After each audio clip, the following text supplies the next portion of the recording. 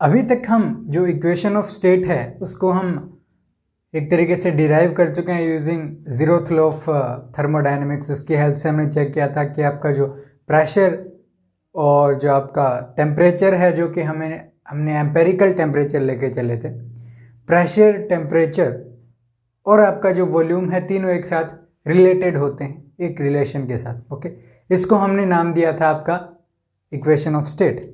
जो फंक्शन था वो कुछ इस तरीके से था, इक्वेशन ऑफ स्टेट कि एक फंक्शन होगा जिसके अंदर अगर आपका प्रेशर, वॉल्यूम और यहाँ पर हमने एम्पेरिकल टेम्परेचर लेके चले थे।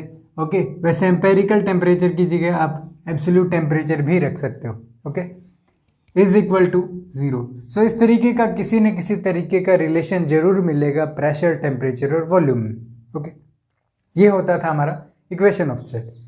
अब हमें क्या करना है, अब हम चेक करेंगे कि इक्वेशन ऑफ स्टेट कैसे हेल्प करेगा हमारी किसी भी सिस्टम को समझने के लिए। ओके, सो इसके अंदर हम क्या करेंगे, इक्वेशन ऑफ स्टेट का यूज करेंगे।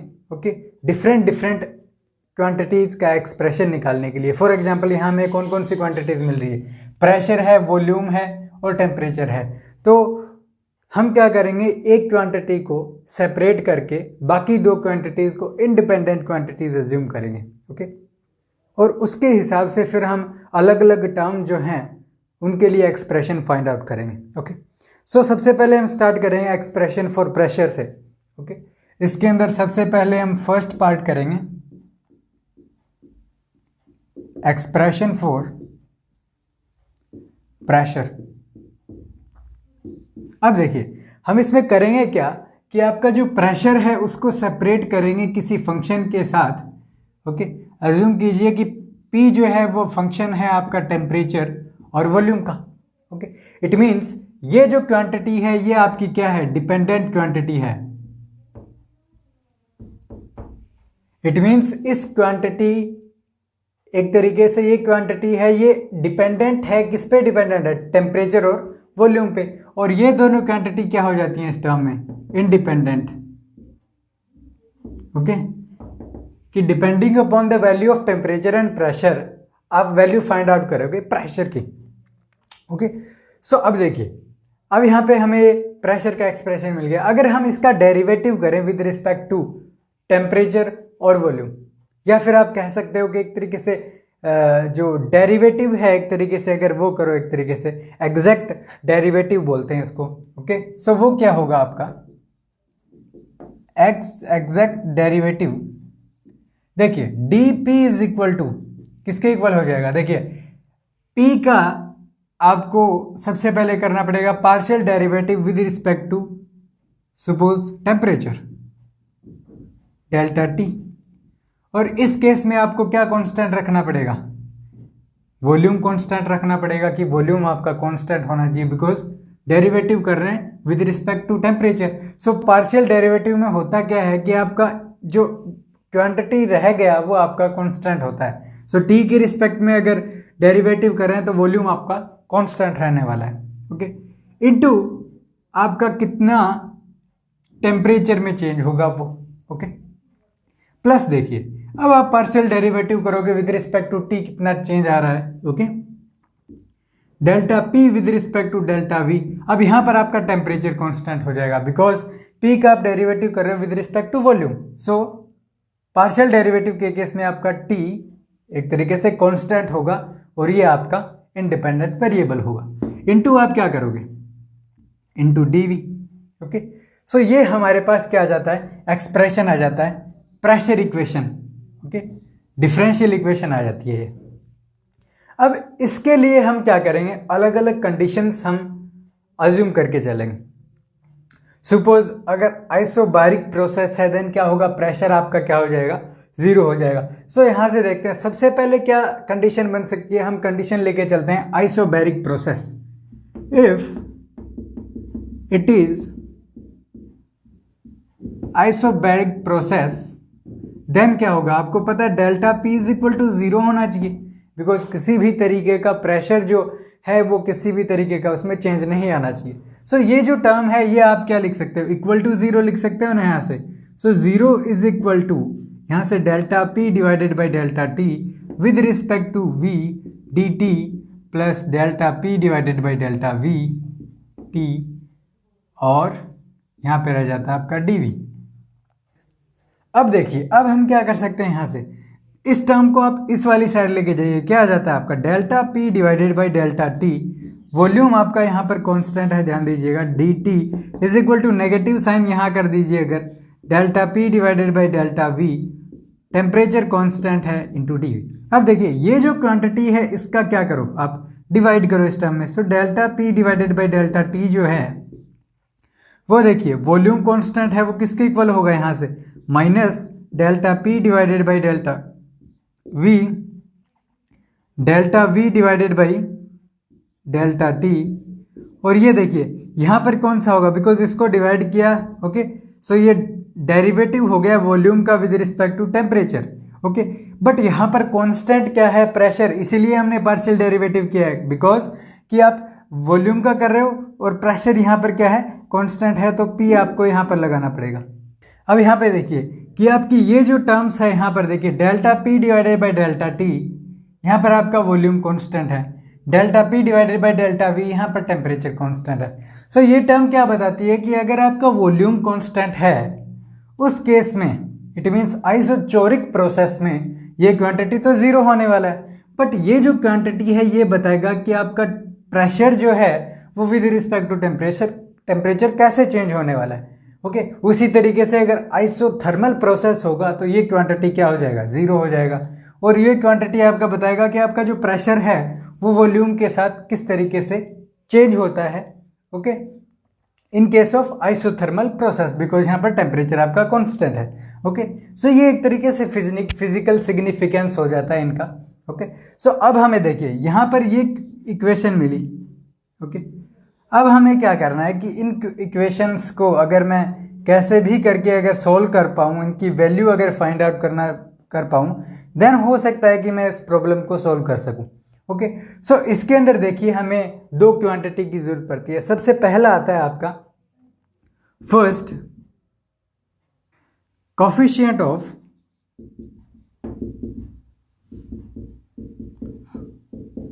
वॉल्यूम एक्सपेंशन, या फिर इसको बोलते हैं एक्सपेंसिविटी,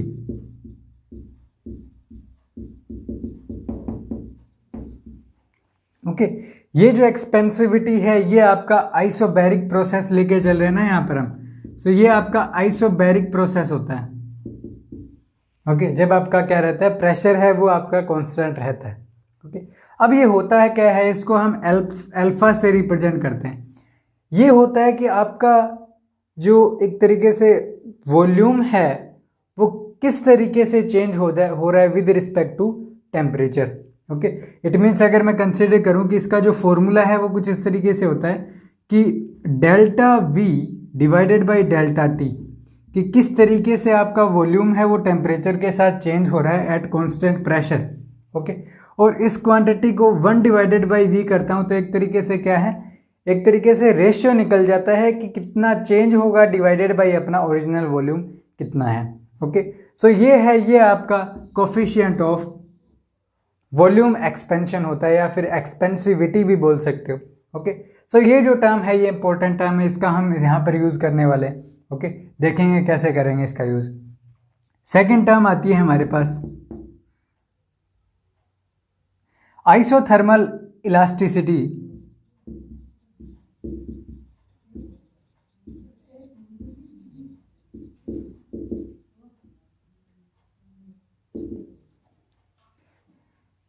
ये जो आपका आइसोथर्मल इलास्टिसिटी है इसको हम ET से रिप्रेजेंट करते हैं। आइसोथर्मल इट मीन्स यहाँ पर आपका जो डेल्टा टी है या फिर आप टी बोल सकते हो वो आपका कांस्टेंट रहने वाला है, ओके।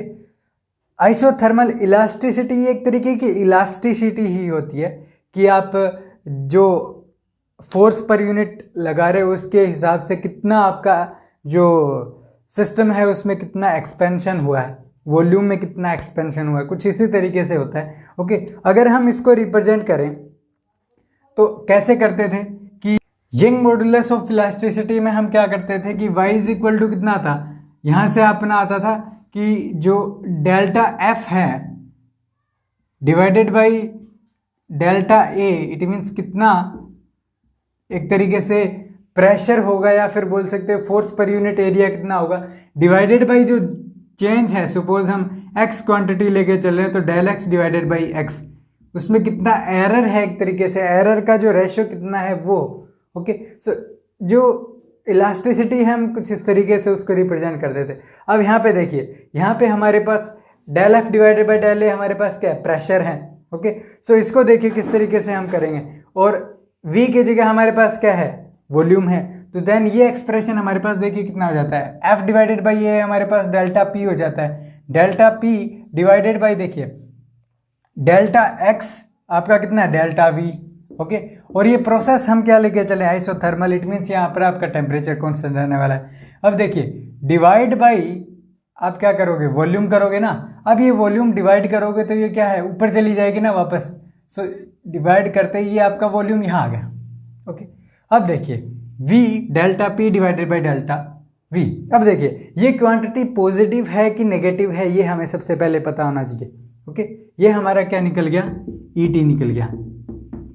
अब देखिए आपका प्रेशर जो है वो अगर हम इंक्रीज करें, या फिर आप बोल सकते हो कि किसी का वॉल्यूम अगर डिक्रीज किया जाता है देन प्रेशर इंक्रीज करता है कि डिक्रीज करता है। जैसे ही हम सपोज किसी सिस्टम को कंप्रेस करेंगे तो प्रेशर क्या है आपका, इंक्रीज करेगा, इट मीन्स वॉल्यूम डिक्रीज होने से प्रेशर इंक्रीज करता है। इट मीन्स एक क्वांटिटी अगर आपका डिक्रीज करेगा तो दूसरा क्वांटिटी आपका इंक्रीज करेगा। इट मीन्स दोनों एक तरीके से अपोजिट बिहेव करते हैं एक दूसरे के।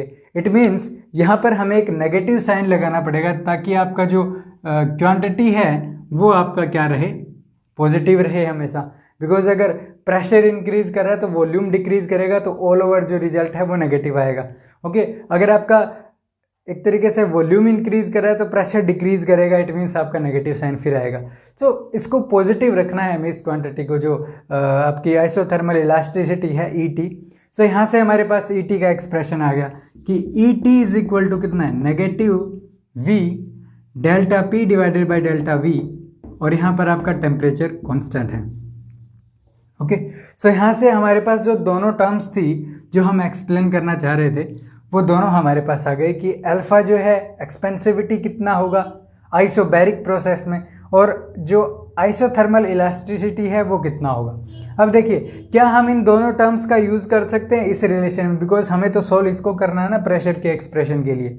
ओके, अब यहाँ से देखिए, यहाँ से delta V divided by delta T, यहाँ पर भी है ना delta V divided by delta T constant pressure पे। उसी तरीके से यहाँ पर देखिए ET, यहाँ पे delta V divided by delta P divided by delta V, it means इस क्वांटिटी का मैं यहाँ पर यूज कर सकता हूँ, ये आपका आइसोथर्मल प्रोसेस है।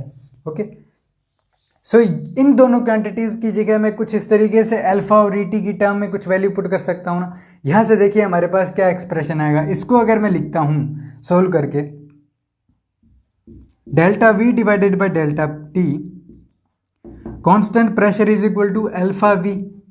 ओके, यहाँ से हमारे पास ये रिजल्ट आएगा। यहाँ से देखिए क्या आएगा कि delta P divided by delta V है constant temperature is equal to, देखिए कितना आएगा, minus ET divided by V। So ये जो दो क्वांटिटीज हैं ये हमें चाहिए थी जिससे हम इन दोनों की वैल्यू क्या कर पाएं, यहाँ पर रिप्लेस कर पाएं, और जो सॉल्यूशन है एक तरीके से इस इक्वेशन का, या फिर बोल सकते हो प्रेशर के लिए जो एक्सप्रेशन है वो हम फाइंड आउट कर सके। तो देखते हैं इनका वैल्यू पुट करने के बाद हमें कैसा एक्सप्रेशन मिलता है। अभी तक हमने ये रिलेशन फाइंड आउट कर लिया था कि ये हमारी इक्वेशन थी, और हमने आइसोथर्मल इलास्टिसिटी से ये रिलेशन फाइंड आउट किया था, और जो आपका एक तरीके से एक्सपेंसिविटी है वहाँ से हमें ये रिलेशन मिला था। अब दोनों की वैल्यू अगर यहाँ पर पुट करते हैं देन देखिए मेरे पास क्या मिलता है, delta P divided by delta T with respect to volume आपका कांस्टेंट है। अब देखिए नेगेटिव साइन नेगेटिव आपका क्या हो जाता है, positive. ET divided by V है, इंटू आप इसका मल्टीप्लाई करोगे अल्फा V, तो आपका ET इंटू अल्फा बच जाता है। ओके, ये हमारे पास क्या है, क्वांटिटी है। अब हमारे पास ओरिजिनल रिलेशन क्या था प्रेशर चेंज के लिए, सो हमारे पास क्या था कि delta P is equal to, okay, delta P is equal to हमारे पास क्या था, delta P divided by delta V with respect to temperature constant D V plus delta P divided by delta T आपका pressure volume constant into D T. ये इस तरीके का relation था। ओके, अब जो हमने एक यहाँ पर जो किया था अभी कि हमने एक आइसोबैरिक प्रोसेस तरीके से लेके चले थे और वहाँ से हमने ये रिलेशन फाइंड आउट किया। तो हमारा वो जो करने का मतलब था सिर्फ इस एक्सप्रेशन को फाइंड आउट करने के लिए। ओके, जो भी हमने मैथमेटिकली या फिर जो भी एजम्पशन लिया जैसे आइसोबैरिक प्रोसेस लिया तो वो सिर्फ इस रिलेशन को फाइंड आउट करने के लिए ही था। अब इस रिलेशन के जो वैल्यू है वो हम इसमें सब्सटीट्यूट कर सकते हैं। ओके, अब देखिए यहाँ से हमारे पास वैल्यू कितना है कि जो आपका डी पी है वो इज इक्वल टू किसके इक्वल आ जाता है, delta P divided by delta V. इसका वैल्यू कितना है with respect to constant temperature, ये रहा। इसका वैल्यू पुट करो कितना है हमारा minus E T divided by V into D V. Okay, plus check कीजिए, प्लस हमारा कितना है अल्फा वी। अब यहाँ से देखिए delta P divided by delta T जी है हमें तो, बट यहाँ पे delta we divided by delta T है, बट यहाँ पर हमारे पास रिलेशन है। सो यहाँ से वैल्यू पुट करेंगे तो ये अल्फा ई टी इंटू अल्फा हो जाता है into D T. So overall हमारे पास रिलेशन क्या आया, एग्जैक्ट जो रिलेशन है हमारे पास ये रिलेशन आया कि अगर आपको प्रेशर निकालना हो या टेम्परेचर में चेंज निकालना हो या फिर वॉल्यूम में चेंज निकालना हो, अगर आपको दो क्वांटिटीज दी गई हैं इन क्वांटिटीज में, ओके, बिकॉज हमने यहाँ पर इंडिपेंडेंट क्वांटिटी dV और dP को कंसिडर किया है। ओके, सो हम सिर्फ एक्सप्रेशन फाइंड आउट करेंगे प्रेशर के लिए, बिकॉज ये दोनों क्वांटिटी इंडिपेंडेंट है, ये तो डिपेंडेंट है। सो इसकी वैल्यू फाइंड आउट करेंगे। दो प्रोसेस आ सकती हैं, या तो अगर आपका आइसोचोरिक प्रोसेस हो या आपका आइसोथर्मल प्रोसेस हो। दोनों प्रोसेस में देखेंगे कि क्या एक्सप्रेशन आता है दोनों का। ओके, और देन हम उनको सोल्व कर सकते हैं किसी भी प्रॉब्लम को। ओके, सो सबसे पहले कौन सा है स्पेशल केस देखते हैं इसका। ओके, स्पेशल केस इसका आता है फर्स्ट कि अगर आपको देखिए अगर आइसोचोरिक प्रोसेस हो देन क्या होगा,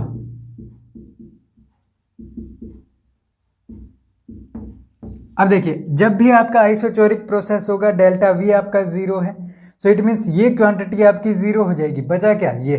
सो E T into alpha D P is equal to E T into alpha into D T.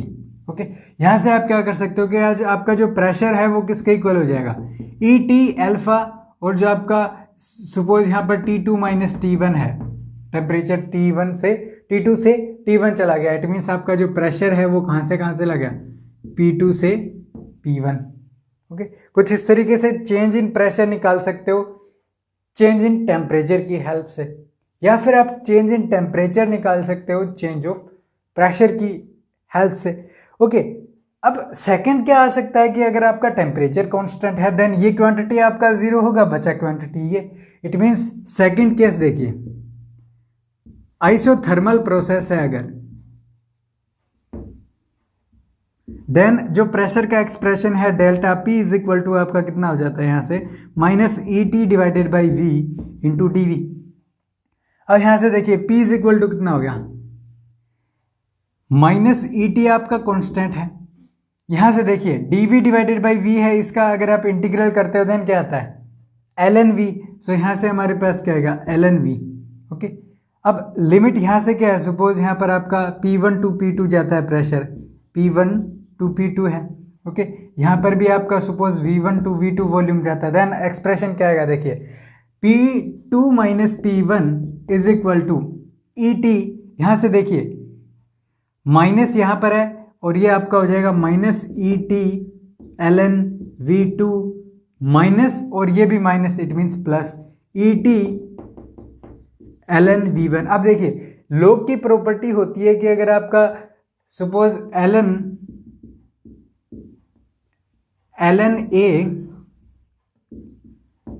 A minus ln B अगर कुछ इस तरीके से दिया गया देन आप क्या कर सकते हो ln A डिवाइडेड बाई इसको चेंज कर सकते हो। उसी तरीके से हम यहाँ से क्या कर सकते हैं, ई टी अगर कॉमन आ जाए देन ये V1 डिवाइडेड बाई V2 हो जाएगा। सो आपका जो P2 माइनस P1 है वो इज इक्वल टू कितना हो जाता है, ET ln V1 divided by V2।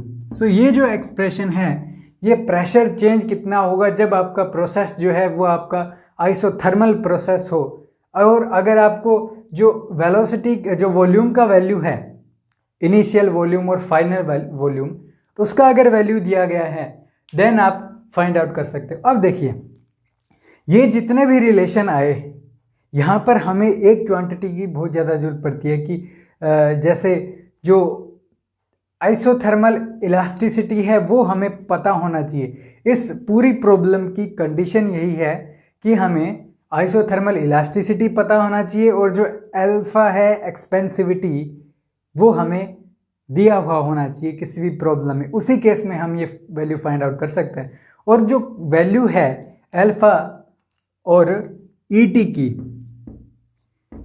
Alpha और ईटी है वो आपके कांस्टेंट क्वांटिटी होने चाहिए। ये ऐसा नहीं होना चाहिए कि आपका अल्फा जो है वो वेरी कर रहा है with respect to volume, with respect to temperature, नहीं, ऐसा नहीं होना चाहिए। कांस्टेंट क्वांटिटी होनी चाहिए दोनों, ओके। और इनका वैल्यू हमें क्या होना चाहिए, गिवन होना चाहिए, ओके।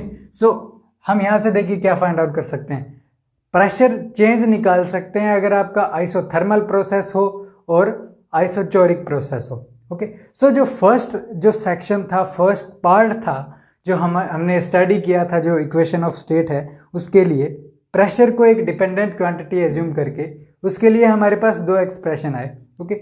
सो ये हमारा एक तरीके से प्रेशर को डिपेंडेंट क्वांटिटी मान के जो एक तरीके से जो रिलेशंस पॉसिबल थे या जो प्रोसेस पॉसिबल थी वो हमने एक तरीके से डिस्कस कर लिया कि आइसोचोरिक होगा, आइसोथर्मल प्रोसेस है, ओके। अब हम सेकंड पार्ट जो आएगा इसका, जिसके अंदर जो आपकी डिपेंडेंट क्वांटिटी है और इंडिपेंडेंट क्वांटिटी है वो हमारी चेंज होगी, उसके लिए हम रिलेशन चेक करेंगे कि रिलेशन में क्या चेंज आएगा, ओके।